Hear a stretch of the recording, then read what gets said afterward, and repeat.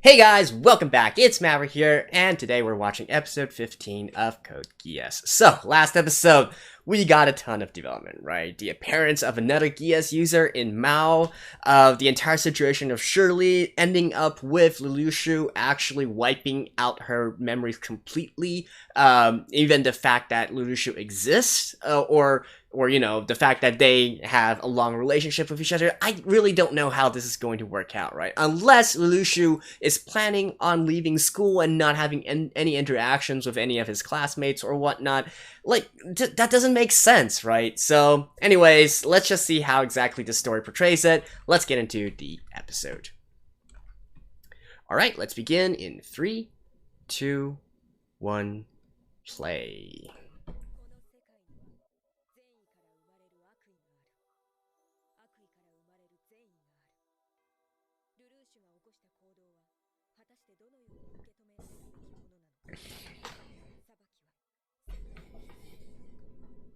Judgment? No.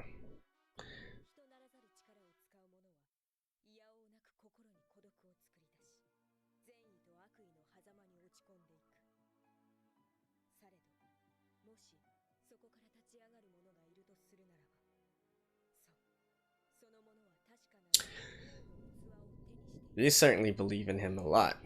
That's C2, right? The narration for the beginning.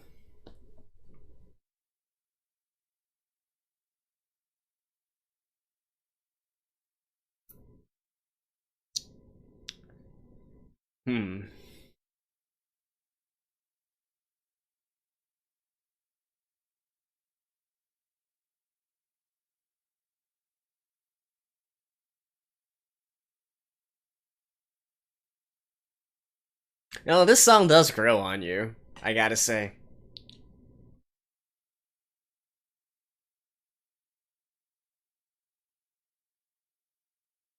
You know, I gotta say, I actually really like the character design of that Britannia girl, Violetta, right? Even though she's clearly an antagonist here. But who knows, right? Perhaps she will change as well.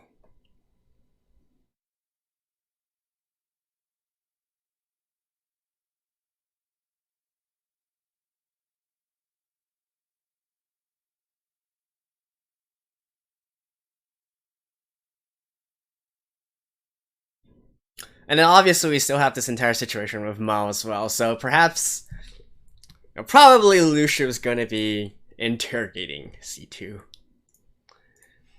Well, I say interrogating, but, you know, asking her a lot of questions.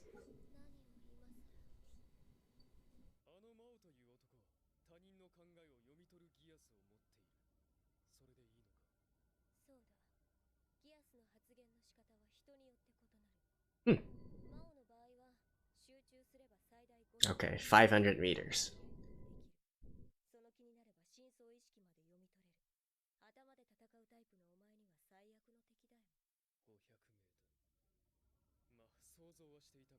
That's not out of sniping range.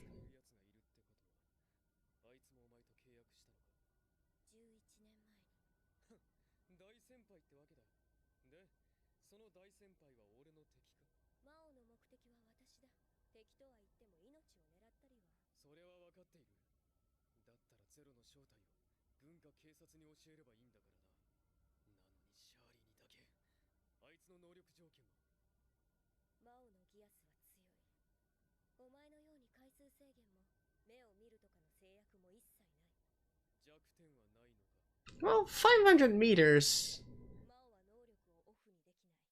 is a limitation.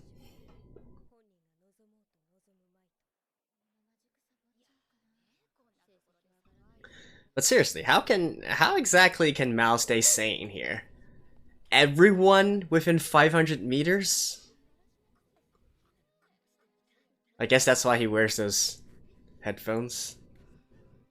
Trying to drown out the noise and whatnot. Will that really work though?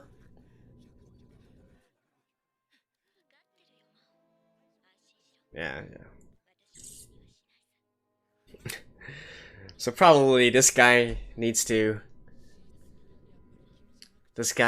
stay away from people. Like in an urban environment.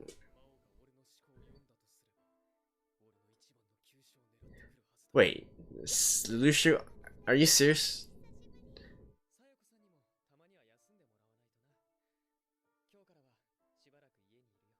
Are you going to school though?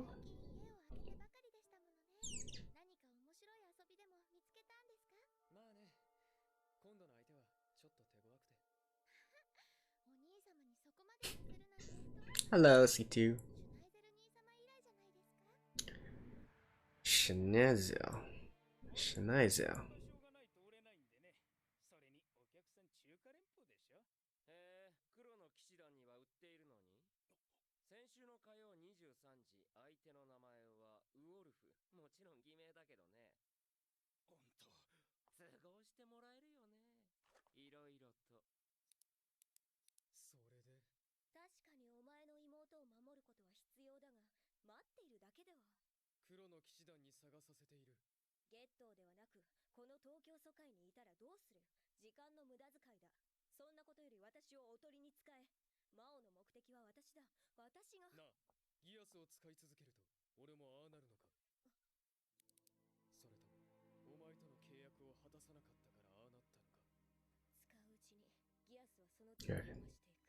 Hmm.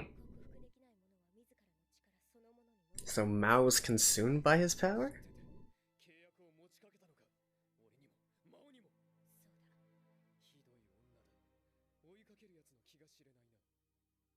Ah, knock off it, Lelouch.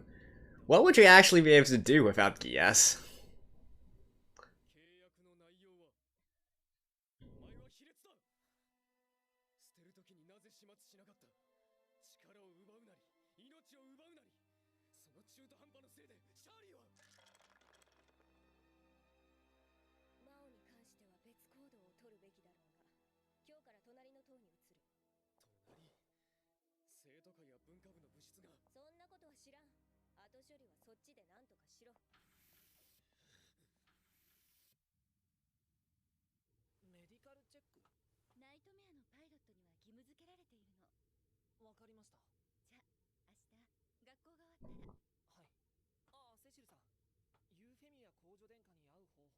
Oh, yeah, that subplot that I was talking about with the student council and whatnot. An Earl.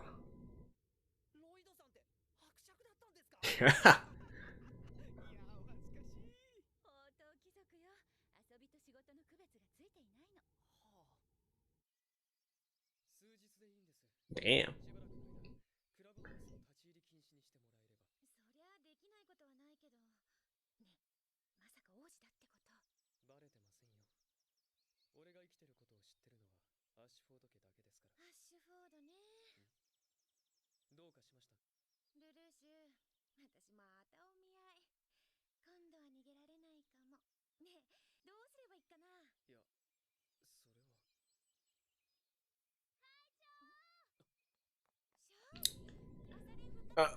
What's gonna happen here? What the hell's gonna happen here?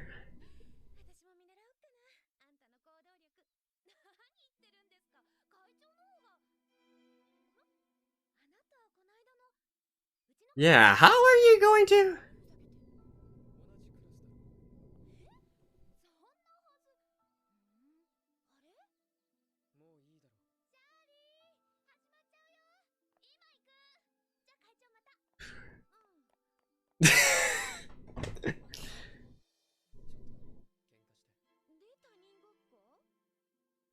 That's how you're gonna play it off?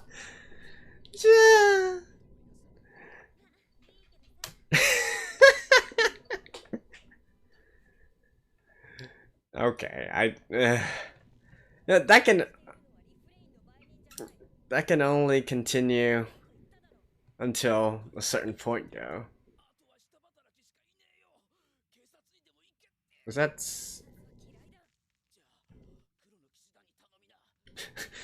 Dang, C2 was flexible.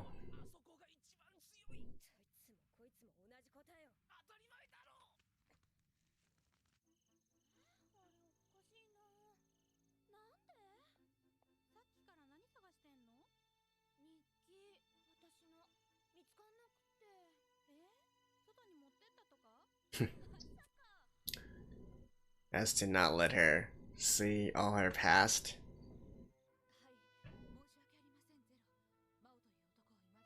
How can he...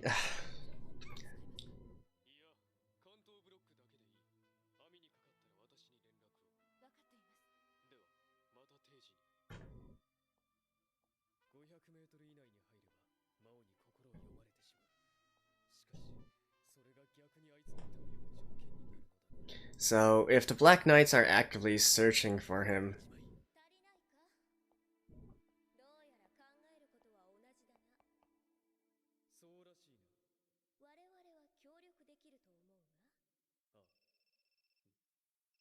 So, if the Black Knights are actively searching for him, that would probably mean that Mao can detect that as well, right?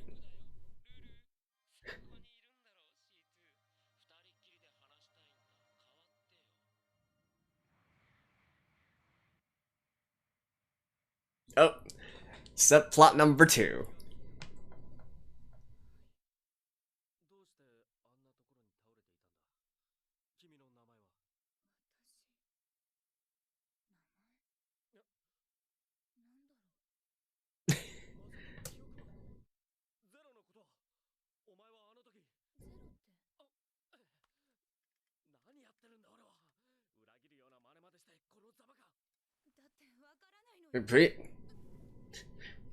Oh.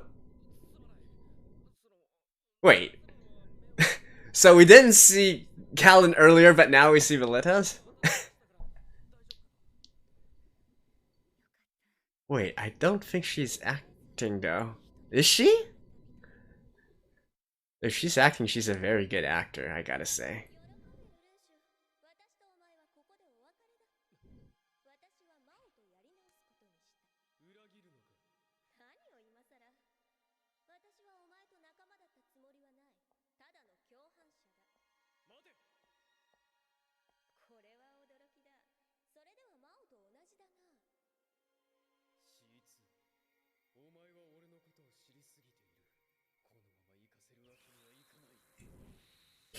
Do you really?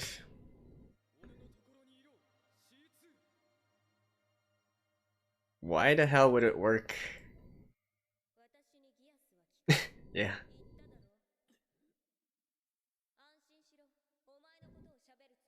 I mean, that much should be obvious.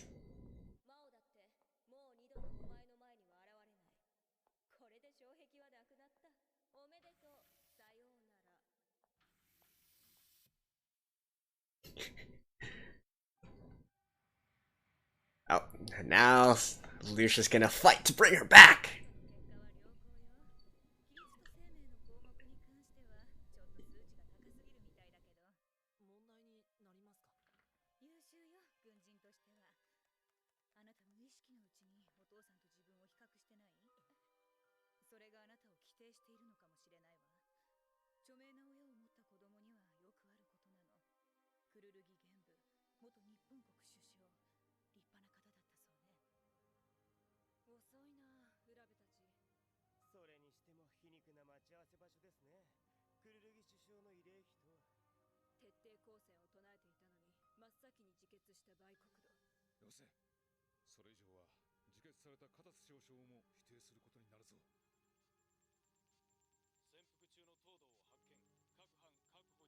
Hmm.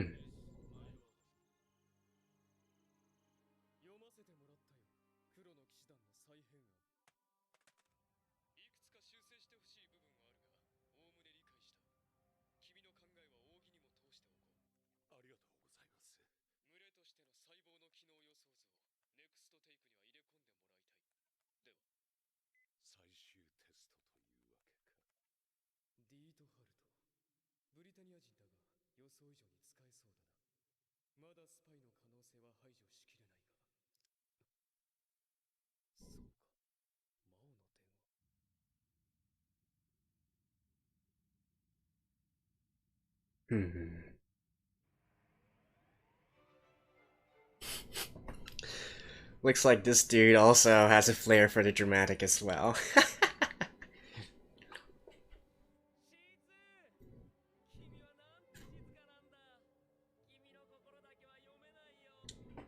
Well, know, Geass doesn't work on her.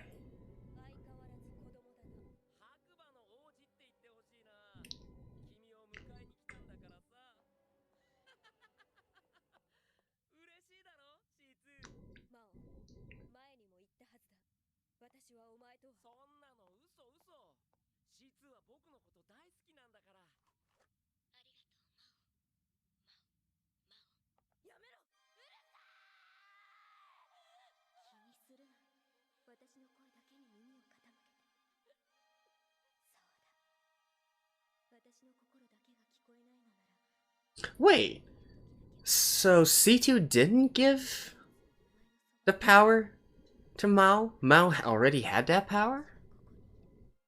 Huh.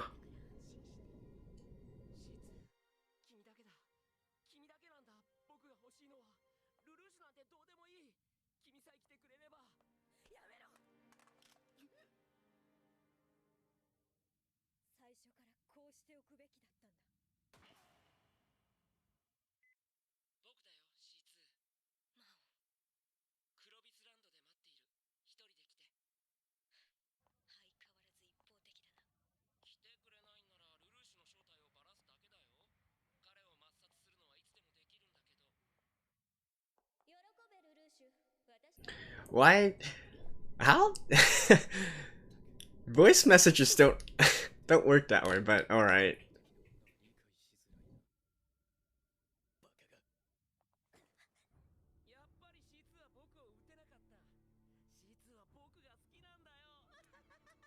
When did you...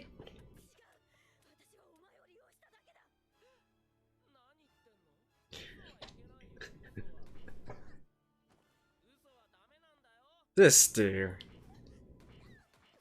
Oh. Although knowing C2, she probably can't die, right?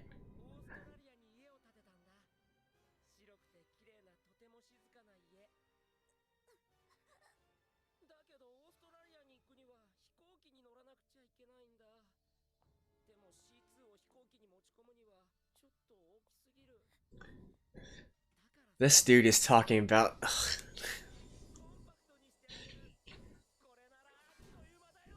This...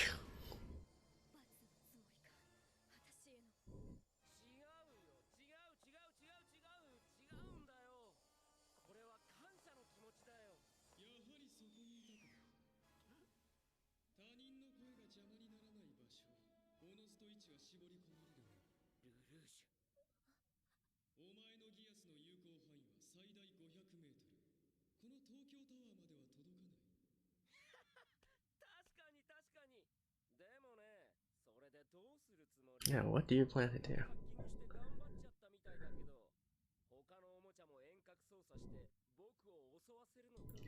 A negotiation? A game?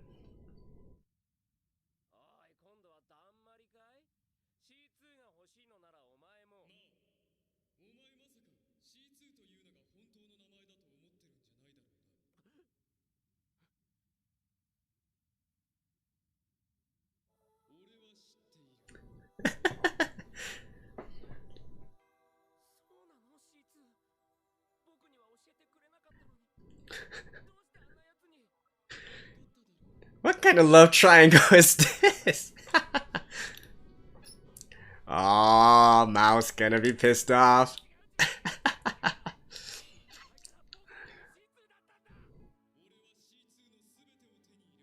This isn't actually two-way, right? So basically Lelouch is just saying everything he wants.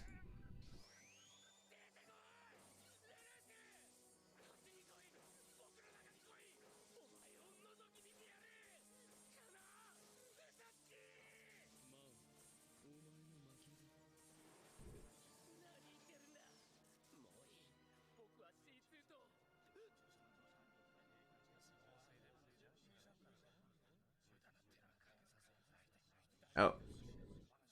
There's people here.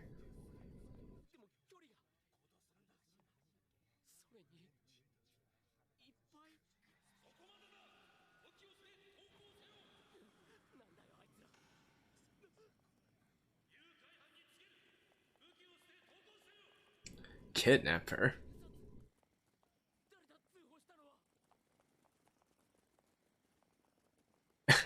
And there he is, Lelouch.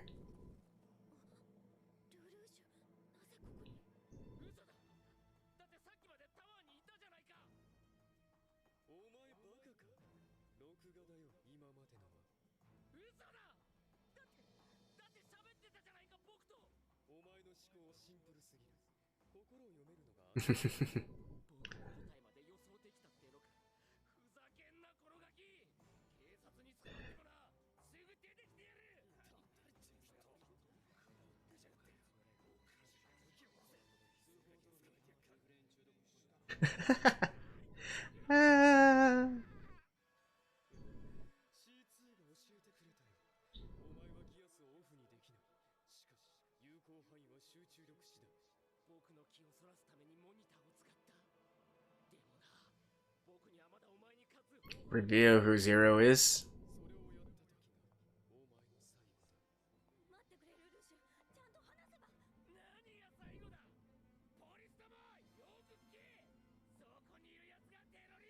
Oh, because he's already...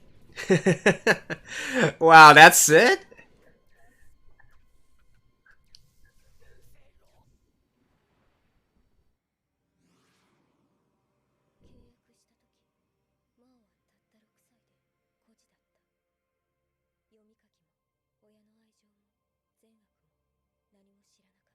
So he's a victim as well, right?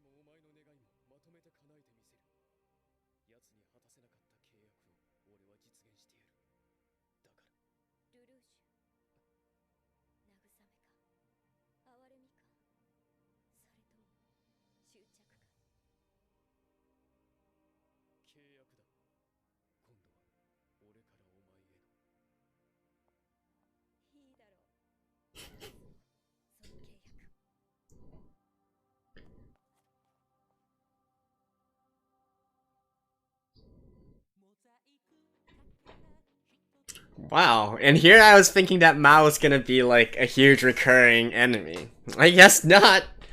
See you guys after this. Well, okay then. I wasn't expecting this Mao situation to be finished so early on. Is there a chance that Mao will return, you know, similar to C2 who has a sort of like immortal body or something? I don't know, but for the time being, I guess we can just say that since C2 isn't actually saying anything either, and she seemed to be really distraught when Mao was shot, I'm presuming that he's gone for good, right?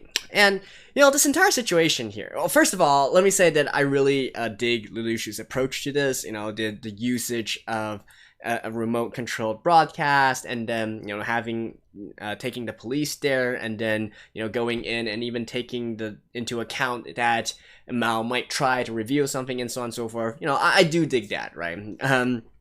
And here I was thinking perhaps the solution would be through sniping, but I guess, you know, this sort of mass, since he knew that Mao could not really pinpoint and close or open, you know, his senses and whatnot, I think this method works very well also. Although I do feel like it would have been even more epic if instead Mao really could do such things as control the distance and whatnot, and then just get a bunch of people up close to sort of disorient him and then land a killing blow and whatnot.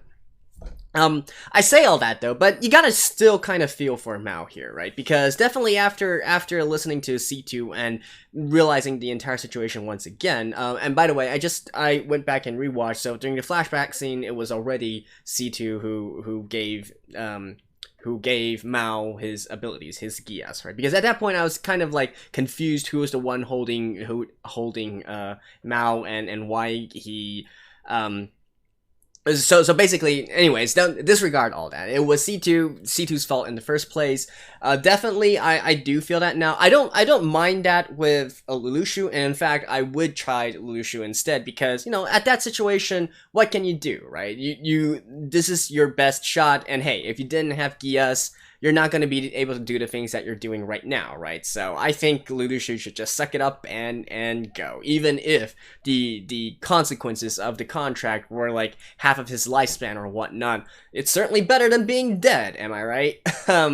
So anyways, so that in that situation, I don't really feel like Lelouch has any standpoint to complain. You know, he doesn't have anything to complain about. So let's put him aside for now. But for Mal, though, you know, you gotta feel for him, right? He was just an orphan when he formed a contract. He didn't really know right from wrong, right? He didn't really understand the consequences and so on and so forth. So, you know, that's definitely a little bit more ambiguous for me as to who is at fault. In fact, I would say that C2 is probably at fault here, but you know, that only goes so far as to if you are going to really start looking at the moral implications of these various things, right? Because I'm fairly certain from C2's perspective, you know, the goal that she wants to achieve completely trumps anything else. Similar to like Lelouch, like let's be real here. If in the course of fighting against Britannia, there were some casualties, there is some collateral damage, maybe even involving children as well. Now, he's certainly not going to like it, and it's going to be a burden on him, but I think at the end of the day, he's still going to say, you know, this is just an unfortunate consequences of his actions, right? Who knows? Maybe we'll get into that situation later on, and then he might have a change of heart or something. But at least at this point, you know, considering Shirley's father's situation and whatnot, I'm going to assume that Lelouch is going to steel himself and push forward. And speaking of Shirley, right, you know, this is how you play off the situation. Like, okay, fine, I let me give a golf clap for that, but that's definitely not gonna last long, right? You can fool it for a while, you know, a week or something like that. Anything longer, and you know, it's still a miracle that she hasn't been found out yet, or you know, the fact that she has lost her memories of Lelouch. You would think that, hey, maybe there are some other mementos or whatnot that Lelouch might not be 100% able to get, or so on and so forth. Who knows? Maybe that will be one of the turning points in the future as well, in terms of jolting Shirley's memories and then complicating the situation further. Speaking of complications, right, again, the two subplots that were first revealed last episode, the part where, you know, they're going to be granted, the student council is going to be granted an audience with Princess Yuffie and whatnot through, you know, through Katsuragi, and then also the other, perhaps more immediate and relevant side plot right now, which is Valletta being rescued by Ogi, right? And honestly, I don't know whether or not Valletta is putting up an act or not, right? Because it does seem a little bit too convenient, and especially since, you know, I don't think there was any, like, Lelouch didn't meet her, right? He was never conscious when Valletta was there, and same with C2 as well. C2 did not see Valletta either. So the only thing that we can presume is that Shirley shot Valletta, and then somehow Valletta lost her memories or whatnot, or she is completely acting here, which could also be the truth as well. We'll have to see about that. But certainly, I guess that's why she was given, you know, so much screen time during the opening sequence. It seems that this is going to evolve into a pretty big plot as well. And indeed, the implications on Ogi as well, the fact that he is harboring suspicions for Lelouch and whatnot, things are gonna get spicy, aren't they? And by the way, boobs and all that. I certainly wasn't expecting that, considering we avoided the situation with Callan and Shirley and all the others as well. And then suddenly Valletta is just laid bare for all to see. I mean, I'm not complaining. I certainly hope that it didn't show anything on the actual video or whatnot through the subtitles or whatnot. So yeah, fingers crossed that nothing's gonna happen to the video. Anyways, well, Lelouch has chosen C2. I wonder if there is going to be actual romance developing between those two, and so on and so forth. I guess it's a little bit too early for that. We don't even know what C2 actually is yet.